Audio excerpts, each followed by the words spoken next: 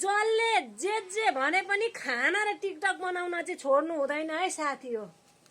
त मन पर्नेले like comment गरिहाल्नुहुन्छ, मन नपर्नेले पिलित्त ओठली पारेर गरेर आँखा यत्र गोरुका जत्र आँखा फर्काएर पिलित्त पारेर उँभो सारिहाल्छन् मन नपर्नेले होइन।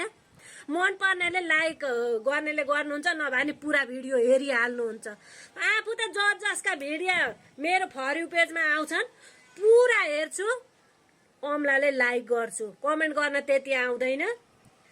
अनि जसका भिडियो मैले पुरा फुल वाच गरेर हेरेकी छु उहाँहरुकोमा त मेरो भिडियो अवश्य जान्छ। टिकटकको नियमै हो, जसका भिडियो पुरा हेर्छु हेरो नि उसको भिडियो त फर यू पेजमा कुद्दछ हेर्नु। अनि रिस गर्नेलाई रिस गरिरहन् न, रिस गर्नै दिनुपर्छ हैन। मन पर्नेले लाइक गर्नुपर्छ, पुरा हेर्नुपर्छ। जिन्दगी मरि जाने चोला जे होला पो रहेछ गाँठे।